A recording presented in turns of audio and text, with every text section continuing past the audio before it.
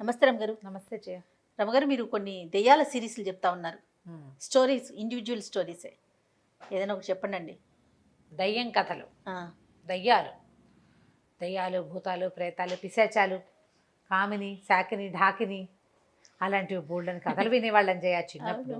కాదండి, తిట్టేటప్పుడు కూడా లంకిని లాగుందండి అట్లా ఉంటారు ఇంట్లో. అదే లంకిని, శంఖిని జాతి స్త్రీ, శంఖిని జాతి స్త్రీ అలాంటివి తిట్టేవాళ్ళు. అయితే ఈ పదాల వాడకమే కాదు, వాటి డిస్క్రిప్షన్ కూడా ఇప్పుడు జనం మర్చిపోయారు. అవంటే ఏమిటో తెలియదు ఎవరికి. అవును, అలాంటివి ఉన్నాయా అంటారు. ఇలాంటి పిచ్చి పిచ్చి కథలు చెప్పకుండా నాకు కూడా ఫేస్బుక్ ముఖతః అక్షింతలు వేస్తున్నారు కొంతమంది, పిచ్చి కథలు చెప్పద్దు అని. మంచి కథలు చెప్పాలి, లేటెస్ట్వే చెప్పాలి. ఇంకా చాలా ఉన్నాయి. వాళ్ళ పేరు ఎత్తకూడదు, వీళ్ళ పేరు ఎత్తకూడదు, వీళ్ళ సంగతి చెప్పకూడదు, వాళ్ళ సంగతి చెప్పకూడదు, ఎప్పుడు నీతిని బోధించేవే చెప్పాలి. చాలా ఉంటాయి. కాదు రమ్మగారు, కథ అంటే కల్పితమే కదా, అవునా కాదండి? అప్పుడే ఎవరో చూశారు, ఎవరో అనుకున్నది ఒక పుస్తక రూపంలో, ఒక స్టోరీ రూపంలో రాసింది మనం చెప్పుకుంటున్నాం. అయినా కూడా అలా ఏమి ఉండకూడదు. అయినా కూడా నాకు బుద్ధి లేదు, సిగ్గు లేదు, జ్ఞానం లేదు, మీకు అది లేదా, మీకు ఇది లేదా, నానా రకాలండి. అబ్బో బోల్డని వస్తాయి. కానీ ఈ దయ్యపు కథలు మాత్రం ఇలాంటి బ్యాడ్ కామెంట్లు 4-5 ఉన్నప్పటికీ మిగిలిన వాళ్ళంతా ఇంట్రెస్టింగ్గా వినేస్తారు. ఎలాగో అర్థం కాదు నాకు. స్టోరీ వినే అలవాటు ఉంటే రమ్మగారు, ఏదో ఒకటి వినాలనే ఆలోచన ఉంటుందండి. దాంట్లో రంధ్రాన్వేషణ చేయాలనిపించదు బహుశా. అదే అంటే సరే, రంధ్రాన్వేషణకి ఏముంది, కంప్యూటర్ వెనకాల దాక్కుని ఎన్ని కామెంట్లు అయినా చేయగలుగుతాం మనం. అంతే కదా, అలాగే జరుగుతుంది. అంతేగా. అయితే ఈ దయ్యాలు వారి విజ్ఞతకే వదిలేయాలనిపిస్తుందండి నా వరకు. అంతే. రైట్, చెప్పండి. ఇవాళ ఒక చాకిని కాదు, కామిని కథ చెప్దాం మనం ఇవాళ. పూర్వం ఎలా ఉండేవి ప్రయాణాలు? ఈ ఊరు నుంచి ఆ ఊరు వెళ్ళాలంటే ఏదో బండి కట్టుకుని వెళ్ళాలి, లేదా నడిచి వెళ్ళాలి. కొంచెం నదీ ప్రాంతాల్లో ఉన్నవాళ్ళు ఇటు నుంచి అటు వెళ్ళాలంటే వాళ్ళ లంకల్లోకి వాట్లలోకి ప్రయాణం చేయాలంటే పడవలు, గోదాట్లో పడవేసుకుని ఈ ఊరు వచ్చాం, ఇక్కడ పెళ్లి చేసుకున్నాం, మళ్ళీ పడవేసుకుని ఆ ఊరు వెళ్ళాలి. అయితే గోదావరి జిల్లాలో కోనసీమ, ఆ సీమ, ఈ సీమ బోల్డ్ అని ఉన్నాయి. ఈ సీమలన్నిటికీ పాతకాలపు ప్రయాణం అంతా పడవే. అవును, ఆ పడవల వాళ్ళు ఉంటే పడవ కట్టడానికి ఎవరైనా, లేకపోతే వీళ్ళే బలశాలలు. అది ఒక ఒడుపు, సైకిల్ తొక్కటం లాగా అనమాట. నాటు పడవ అంటారు. నాటు పడవలు. ఇప్పుడు సైకిల్ తొక్కటం ఉంది, ఒకసారి వచ్చేసింది అనుకో, ఆ తర్వాత ఏ ఊరైనా అక్కడ ఏ పిచ్చి సైకిల్ అయినా తొక్కేస్తారు. ఈ పడవ వాలుకి వేయటం అనేది ఒక ప్రాక్టీస్. అట్లా సైకిల్ లాగానే ఇది కూడా ఈ ప్రాక్టీస్. అది తెలుసుంటే గడేసి మెల్లిగా ఆ డింగీలు చిచ్చిటివి, ఈ తాటాకుతో వెళ్తారు చూడు డింగి, బుజ్జిది, ఆ బుజ్జివైనా కాస్త కర్ర పడవలైనా కొంచెం నాటు పడవైనా ఒక మాదిరి పెద్దవి కూడా 2-3 సాయం పట్టి ఒకళ్ళతో ఒకళ్ళు సింక్రనైజ్డ్గా పనిచేయాలి పడవకి. అలా చేసేవాళ్ళు. అయితే ఈ కోనసీమ చుట్టుపక్కల ప్రాంతాల్లో జనమంతా కూడా పడవ ప్రయాణాలే వాళ్ళ పద్ధతి. అప్పట్లో ఎలా ఉండేది, కరెంటు లేదు. అవును, చీకటి పడితే ప్రయాణాలు ఉండేవి కాదు. చీకట్లో పడవల వాళ్ళు కూడా వచ్చేవాళ్ళు కాదు. రాత్రులు ప్రమాదం కదా, అవతల ఇదందదు, గట్టు అందకపోయినా సడన్గా ఏటికి గోదావరికి ఏదైనా ఎక్కువ నీళ్ళు వచ్చేసినా అవి తెలియవు కాబట్టి రాత్రిళ్ళు చేసేవాళ్ళు కాదు. అయితే ఇలాంటి కాలంలో, ఈ కాలం ఎట్లా అంటే రోడ్లు అసలు లేకుండా కేవలం పడవ ప్రయాణాలే ఉన్న రోజుల్లో భీమశంకరం గారిని ఒక ఆయన ఉండేవారు. ఆయనకి రామలింగం అని చక్కటి కుమారుడు ఉన్నాడు. ఆయన బాగా ఆలోచించి కొంచెం దూరపు సీమ నుంచి ఒక పిల్లని, పెళ్లి కూతుర్ని సెలెక్ట్ చేసుకున్నారు, పెళ్లి చేశారు. పిల్లాడికి ఒక 20 ఏళ్ళు ఉంటాయి, 20 సంవత్సరాలు పిల్లాడు. పిల్లకి 8 ఏళ్ళు. అప్పుడు పెళ్ళిళ్ళు అట్లా చేసుకునేవాళ్ళు కదా. చక్కగా పెళ్ళి అయింది. ఆ పెళ్లి వాళ్ళంతా తెముల్చుకుని వీళ్ళు పడవల దగ్గరకు వచ్చేసరికి చీకటి పడిపోయింది. చీకటి. ఇక ఏం చేయాలి, పడవల వాళ్ళు కొంచెం ఆ పక్కనే పడవల వాళ్ళ ఇళ్ళు కూడా ఉన్నాయి అవతలగా గట్ల మీద. వీళ్ళు కేకేశారు. కేకేస్తే వాళ్ళు, మేము రామండి, పడవలు ఉన్నాయి, కావాలంటే మీరు వేసుకెళ్ళిపోండి. వీళ్ళకి పెళ్లి వాళ్ళకి వెనకాల భోజనం వసతి లేదు. అంటే ఉండే భోజనం ఉన్నా ఉండే వసతి లేదు, వెళ్ళిపోవాలి ఎలాగైనా సరే. అయితే వాళ్ళు ఏమన్నారు, పడవలు కావాలంటే మీరు వేసుకెళ్ళండి, అవతల ఒడ్డును వదిలిపెట్టండి అన్నారు. ఈ ప్రయాణం కూడా అంత చాలా పెద్దది ఏం కాదు, ఒక అరగంట 30 గంట పడుతుంది అంతే. సరే వీళ్ళు ఏమనుకున్నారు, అలాగే లేరా మనమే వెళ్ళిపోదాం, ఇంతమంది ఉన్నాం, పడవకి ఏముంది, కర్రేసుకు వెళ్ళిపోవటమే కదా, తెడ్డేసుకుని అని చెప్పి పడవలు లాక్కున్నారు. చీకట్లోనే ఉన్నాయి పడవలన్నీ. ఓ పడవని లాగారు. పెళ్లి కొడుకు పెళ్లి కూతురు ఉన్న పల్లకిలో పిల్లని తెచ్చారు. పిల్లవాడు మహా అందగాడు, ముందే చెప్పాం ఆ మాట. చక్కగా ఉన్నాడు, చక్కటి కంటిమడి చొక్కా, జుట్టు అది పొద్దునే తలంటి పోస్తారు. పెళ్లి కుమారుడు ఎట్లా ఉంటాడు, చక్కగా బొట్టు, మధుపరకాలు, బుగ్గలు కళకళలాడుతూ పండులా ఉన్నాడు. పిల్ల చక్కగా 8 ఏళ్ల చిన్నపిల్ల. పిల్లాడు ఉన్న పల్లకిని ఒక పడవ మీద పెట్టారు, ఆహా, పల్లకీతో పల్లకీతో సహా. 4-5 మంత్రవేత్తలు ఈ పొద్దున పెళ్లి చేయడానికి వచ్చారు కదా బ్రాహ్మలు, వీళ్ళంతా ఆ పడవలో ఎక్కారు. ఇంకో మిగిలిన పడవలు లాగారు. అన్ని పడవలు కొద్దిగా ముందుకు వచ్చినాయి. వచ్చేసరికి ఎక్కడి నుంచో చక్కటి పాట వినపడుతుంది, ఆడవాళ్ళు ఎవరో పాడిన పాట. ఎంత బాగుందంటే పాటలోకి ప్రవేశించేసేట జనం అంతా. పాట అంత బాగుంది. సడన్గా పాట ఆగిపోయింది. మంది పెళ్లి కూతురు, పిల్లాడు పెళ్లి కొడుకు కనపడలేదు.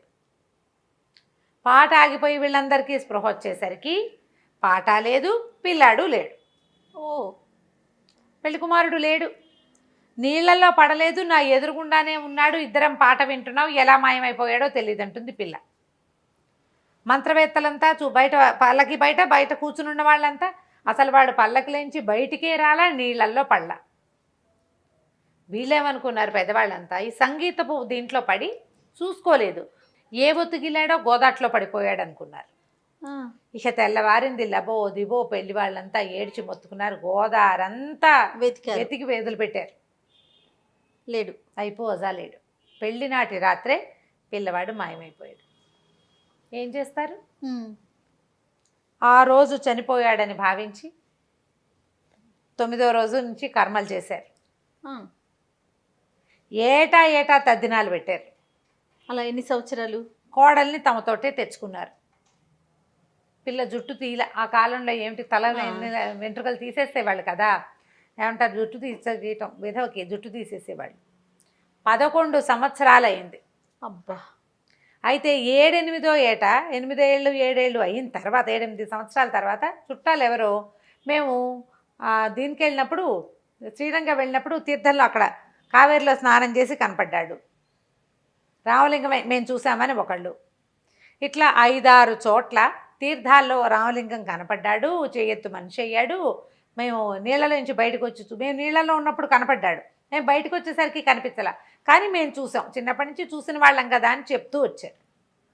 వీళ్ళకి ఇంకా ఆశ, ఏదో ఒకనాడు పిల్లాడు వచ్చేస్తాడేమో, వచ్చాడని ఒక ఆశగా ఉండేది. అయితే ఇట్లా జరుగుతూ ఉంది.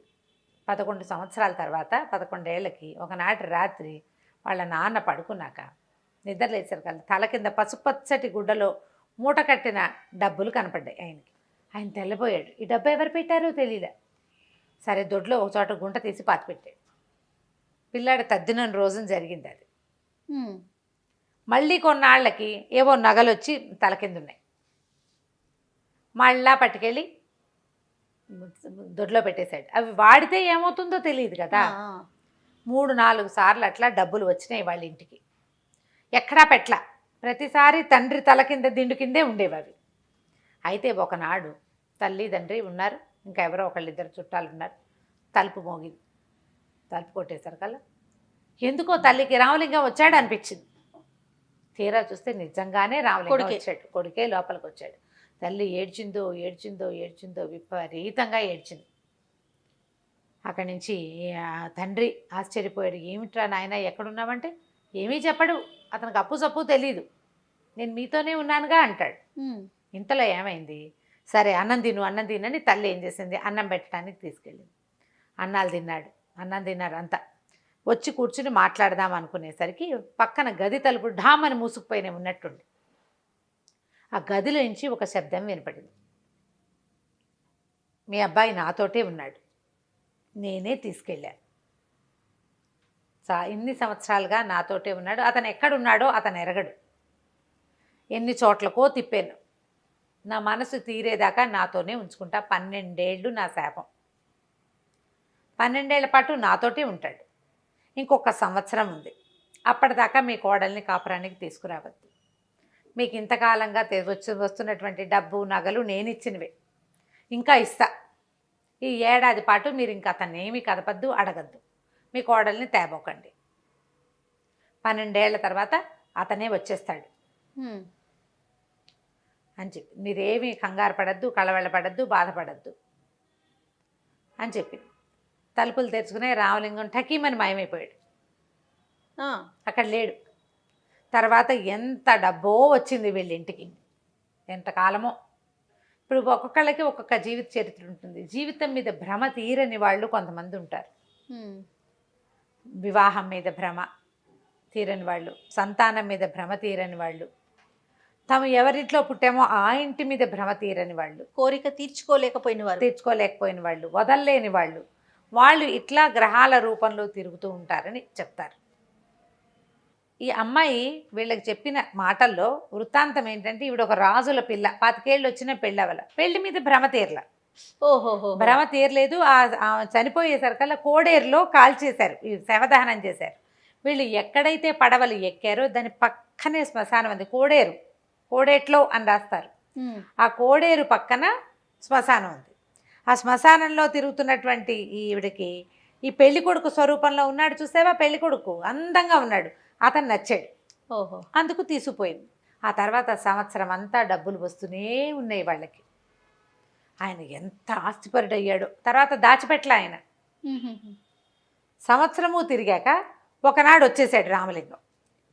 12 ఏళ్ళు అయిపోయినాయి. 12 ఏళ్ళు అయిపోయినాయి, వచ్చేసాడు. కానీ ఎవరైతే తనని తీసుకెళ్లారో వాళ్ళతో ఉన్న వృత్తాంతం ఏది అతనికి జ్ఞాపకం లేదు. ఇంత డబ్బు వచ్చేటువంటి వృత్తాంతం ఏం జరిగిందో, తను ఎవరితోటి ప్రపంచం అంతా తిరిగాడో అసలు గుర్తే లేదు. అతన్ని ఎన్ని చోట్లకి తిప్పిందో అమ్మాయి. ఆమెకున్న శక్తి అది. ఆమె భ్రమ తీరిపోయాక, ఆ వివాహము భ్రమ ఒకళ్ళతోటి కలిసి ఉండటం అది తీరిపోయాక వదిలిపెట్టేసింది. అన్ని గ్రహాలు ఇలా వదలవు అని చెప్తారు. కొంతమంది ఇలా వదిలిపెడతారు. మంచిదయ్యం. ఒక్కొక్కళ్ళు వదలరు. వదలకుండా వీళ్ళని తమతోటి తీసుకెళ్ళిపోవాలని భావించే వాళ్ళు ఉంటారు. శరీరాన్ని వదిలింపించేసి ఆత్మను తీసుకుపోవాలని, అదొక భ్రమతోటి అనమాట. ఈ భ్రమ, ఇది కామిని ఈ కథ పేరు. ఆ కోరిక తీరటం కోసం ఈ 12 ఏళ్ళు ఈ బ్రాహ్మణ కుర్రవాడిని తనతో పాటే ఉంచుకుంది. ఈ 12 ఏళ్ల తర్వాత అప్పుడు పెళ్ళని కాపురానికి తీసుకొచ్చారు. చాలా మంచిదయ్యం రమ్మగారు. ఏమి ట్విస్టులు లేవు కానీ. అదే రైట్ రమ్మగారు. నమస్తే. నమస్తే.